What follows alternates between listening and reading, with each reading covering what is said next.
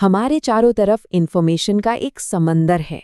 कभी सोचा है कि इसे सिर्फ इकट्ठा नहीं बल्कि सही मायनों में ऑर्गेनाइज कैसे किया जाए? आज हम ज्ञान को यानी नॉलेज को एक स्ट्रक्चर देने के एक बहुत ही पावरफुल तरीके पर बात करने वाले हैं। हम सब जानते हैं आज के दौर में इंफॉर्मेशन को मैनेज करना कितना मुश्किल हो गया है। सिंपल फोल्डर्स और लिस्ट से अब काम नहीं चलता। हमें एक ऐसे तरीके की ज़रूरत है जो सिर्फ डेटा को स्टोर ना करे बल्कि उसके पीछे का मतलब, उसका कॉन्टेक्स्ट और उसके रिश्तों को भी समझे। और यहीं पर एंट्री होती है ऑन्टोलॉजी की। ये नॉलेज को एक तरह से मैप करने का, एक स्ट्रक्चर देने का तरीका है। चलिए ज़रा गहराई से समझते हैं कि आखिर है क्या और काम कैसे करता है। इसे ऐसे समझिए जैसे किसी भी सब्जेक्ट के लिए एक बहुत ही डिटेल्ड फैमिली ट्री या एक ब्लूप्रिंट हो।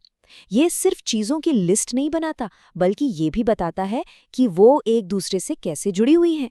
मान लीजिए मेडिकल रिसर्च में एक ऑन्टोलॉजी ये बता सकती है कि एक बीमारी, एक जीन और एक दवा के बीच क्या कनेक्शन है।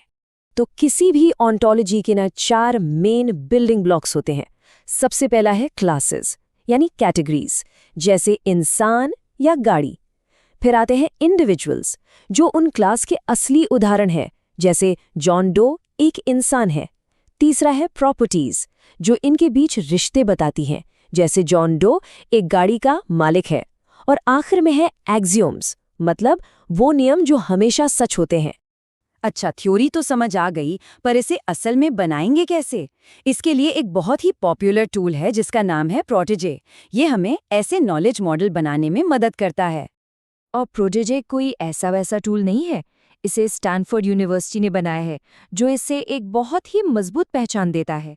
सबसे अच्छी बात, ये एक ओपन सोर्स और फ्री टूल है जिसे दुनिया भर में नॉलेज को शेप देने के लिए इस्तेमाल किया जाता है। अगर कोई शुरुआत कर रहा है तो उसके लिए ये बेस्ट क्यों है? 3 कारण हैं। 1, इसका इंटरफेस काफ़ी यूज़र फ्रेंडली है। 2, प्लगइन्स की मदद से इसे अपनी ज़रूरत के हिसाब से और पावरफुल बनाया जा सकता है। और 3, इसकी एक बहुत बड़ी कम्युनिटी है, मतलब मदद हमेशा मौजूद है। तो अब थ्योरी से प्रैक्टिकल की तरफ बढ़ते हैं। चलिए साथ मिलकर देखते हैं कि प्रोटेजे का इस्तेमाल करके अपनी पहली ऑन्टोलॉजी कैसे बनाई जा सकती है। ये प्रोसेस 5 आसान स्टेप्स में बटा हुआ है। सबसे पहले एक नई ऑन्टोलॉजी बनाते हैं और उसे एक यूनिक नाम या URI देते हैं। फिर हम क्लासेस और उनकी हायरार्की बनाते हैं, जैसे गाड़ी एक मेन क्लास है और कार उसकी सब क्लास। तीसरे स्टेप में प्रॉपर्टीज जोड़ते हैं जो इन्हें लिंक करती हैं। फिर इंडिविजुअल्स यानी असली उदाहरण डालते हैं।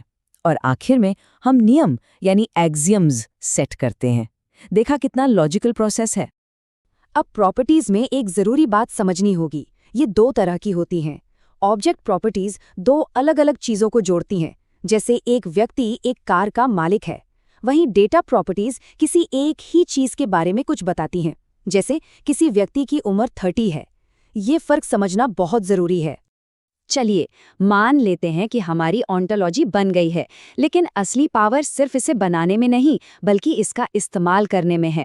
अब वो हिस्सा आता है जहां हम इसे सच में काम पर लगाते हैं और इससे नई नई जानकारी निकालते हैं। और यहीं पर असली जादू होता है, जिसे कहते हैं रीजनिंग। ये एक ऐसी प्रोसेस है जहां कंप्यूटर हमारे बनाए गए मॉडल को एनालाइज करता है और उससे लॉजिकल नतीजे निकालता है। तो सवाल ये है कि रीजनर आखिर करता क्या है? ये हमारे बनाए हुए नॉलेज मैप का इस्तेमाल कैसे करता है? एक रीजनर सबसे पहले तो ये चेक करता है कि हमारे मॉडल में कोई लॉजिकल गड़बड़ तो नहीं है। पर सबसे पावरफुल बात यह है कि वो हमारे दिए गए नियमों के आधार पर नई जानकारी और नए रिश्ते खुद ब खुद खोज सकता है। ये बिल्कुल वैसा ही है जैसे डेटा के अंदर छिपे हुए ज्ञान को बाहर निकालना। तो हमने ऑन्टोलॉजी और प्रोजेजी की बेसिक बातें तो समझ ली हैं, लेकिन ये तो बस शुरुआत है। सफ़र अभी जारी है। चलिए देखते हैं कि इस नॉलेज को और आगे कैसे ले जाया जा सकता है।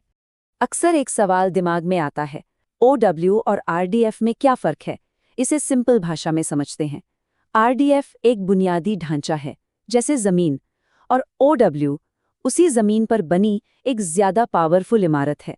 मतलब OW ज़्यादा जटिल रिश्ते दिखा सकता है और पावरफुल रीजनिंग को सपोर्ट करता है, जो इसे कॉम्प्लेक्स ऑन्टोलॉजीज़ के लिए परफेक्ट बनाता है। तो ये था प्रोटेजे और ऑन्टोलॉजीज़ की दुनिया का एक छोटा सा परिचय।